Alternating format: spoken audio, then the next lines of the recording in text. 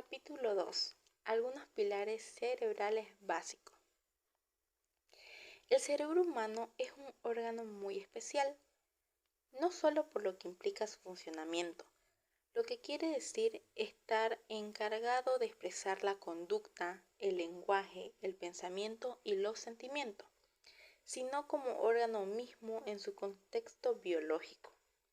El proceso de la evolución biológica ha esculpido un cerebro muy diferente al que se puede encontrar en cualquier otro ser vivo, incluidos nuestros más cercanos antecesores vivos, los chimpancés.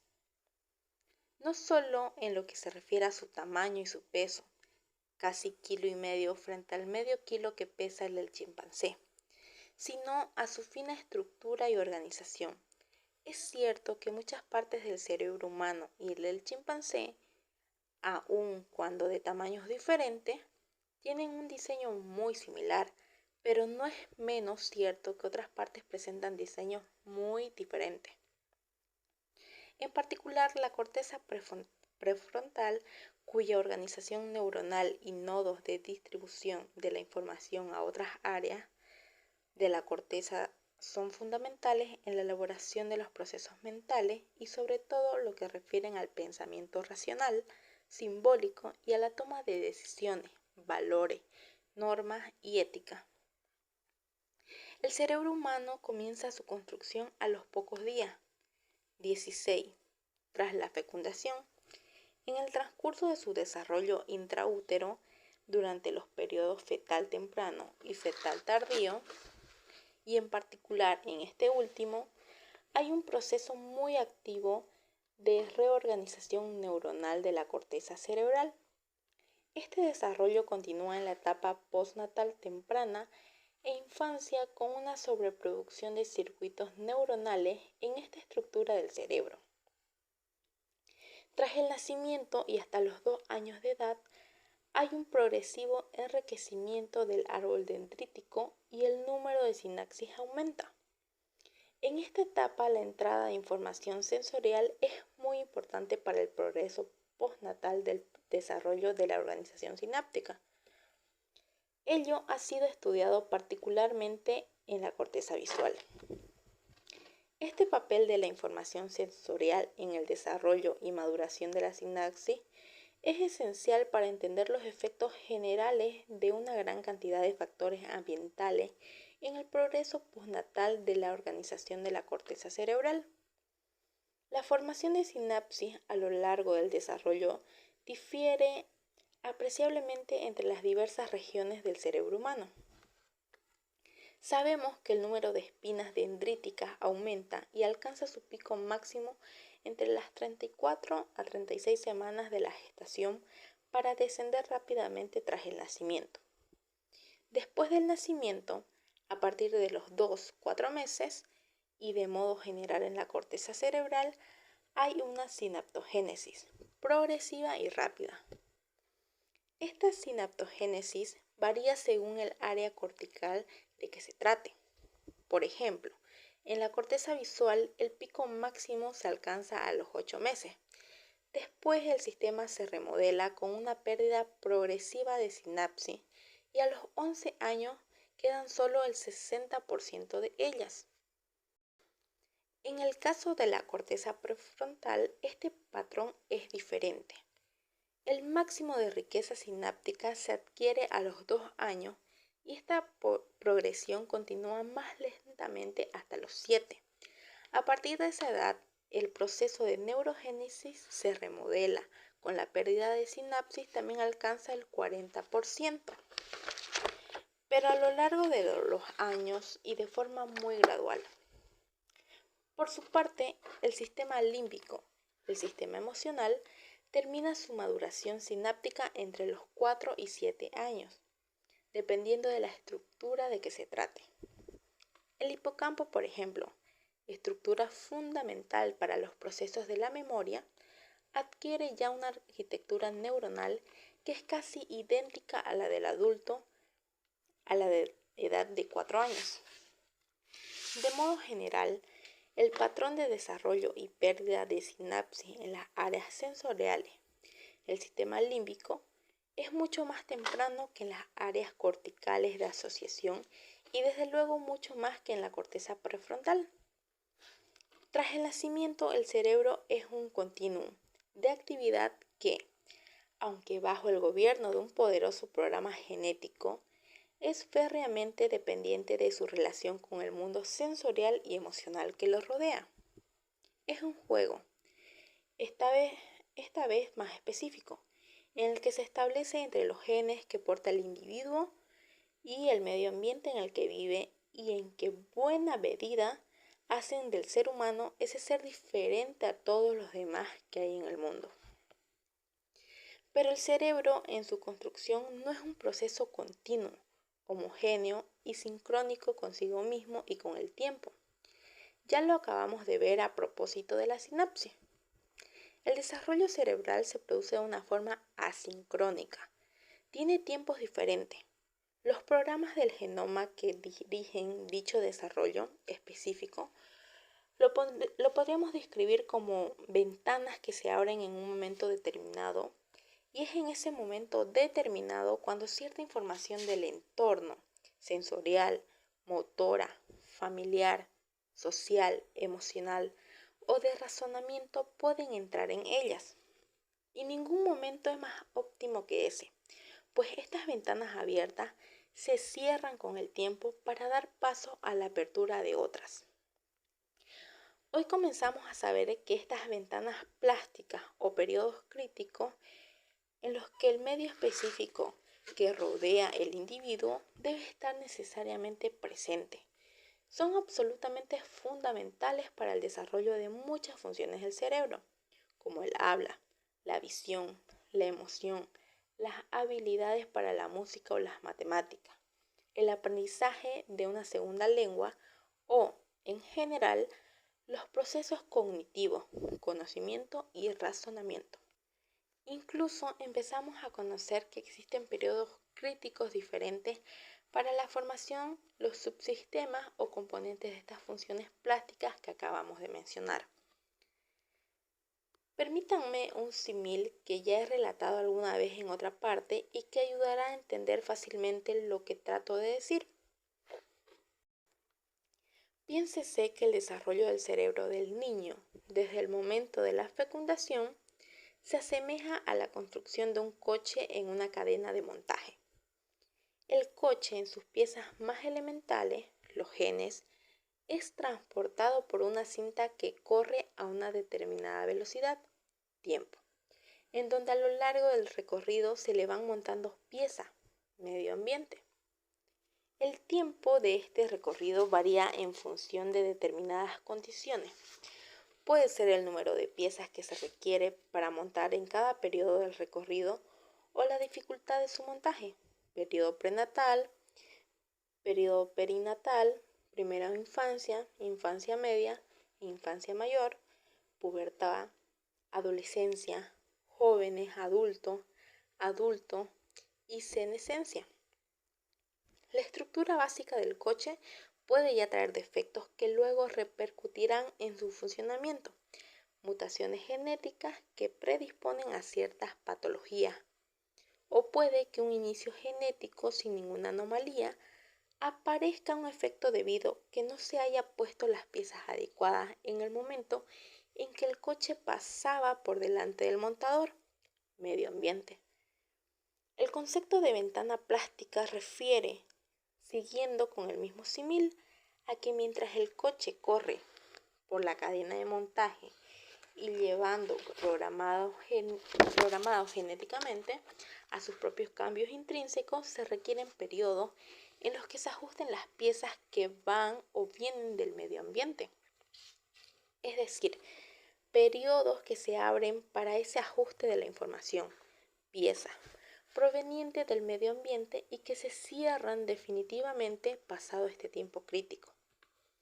El caso de ventana plástica más claro y definitivo en el mundo biológico es el descrito por Conrad Lorenz en las aves y que se conoce como imprinting. Casi todo el mundo conoce el hecho de que las aves, tras salir del cascarón, siguen al primer objeto que se mueve delante de ellas y este es generalmente la madre. puede durar solo unas horas. Pasado este tiempo se pierde. En los niños recién nacidos ocurre otro tanto para otras muchas funciones.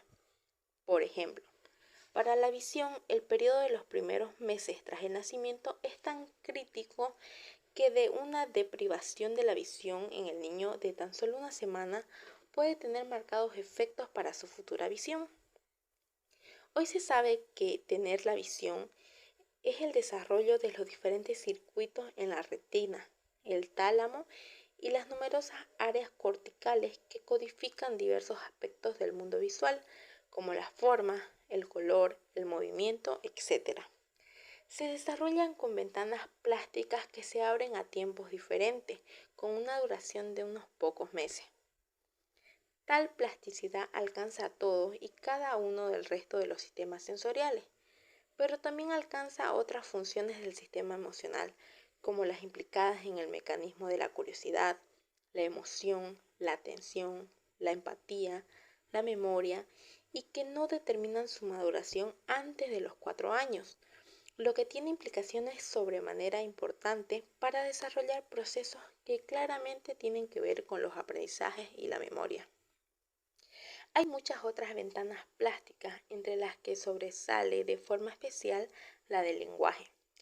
Parece que el habla no es algo con lo que se nace con la potencialidad de hablar, pero solo el aprendizaje en un periodo de tiempo determinado logra convertir en hecho aquello que únicamente está potenciado.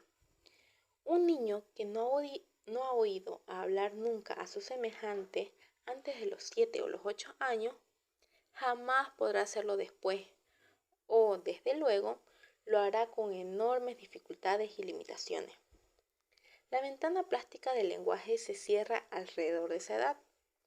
Las ventanas plásticas del lenguaje y de la visión que acabamos de mencionar son complejas y en ellas hay subventanas.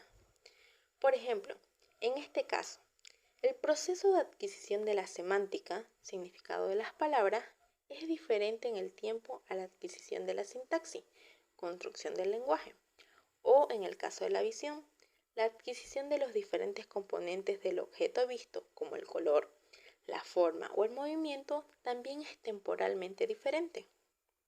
Es más, parece que existen no solo ventanas para los grandes sistemas o subsistemas, sino microventanas de duración de horas o días en la conformación molecular de muchos microcircuitos en el cerebro.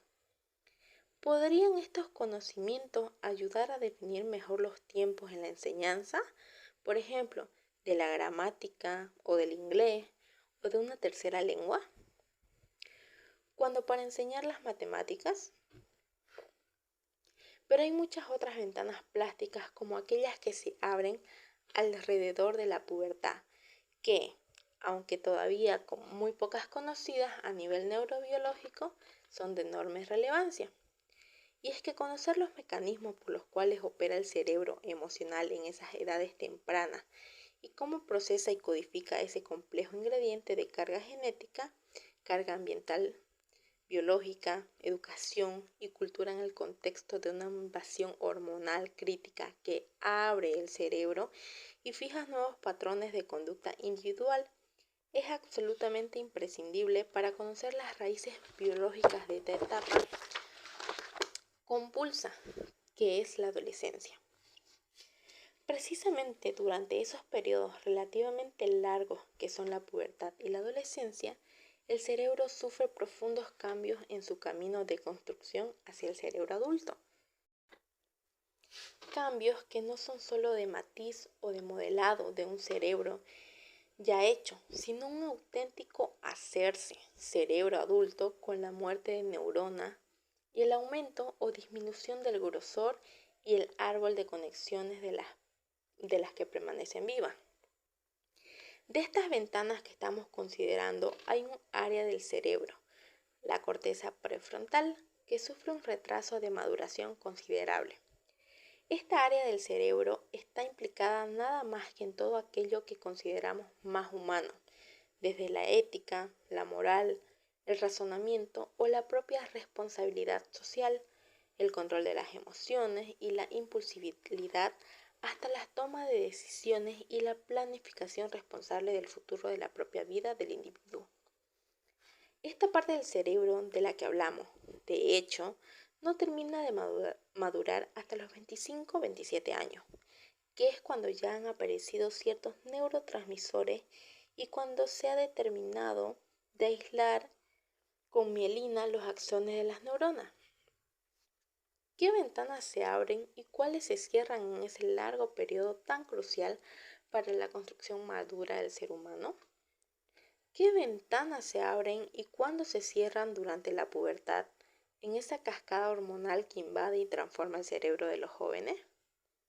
¿Y cuándo durante ese largo periodo de la adolescencia, en el que, como acabo de señalar, mueren tantas neuronas y hay una nueva reorganización de ciertas áreas de la corteza cerebral?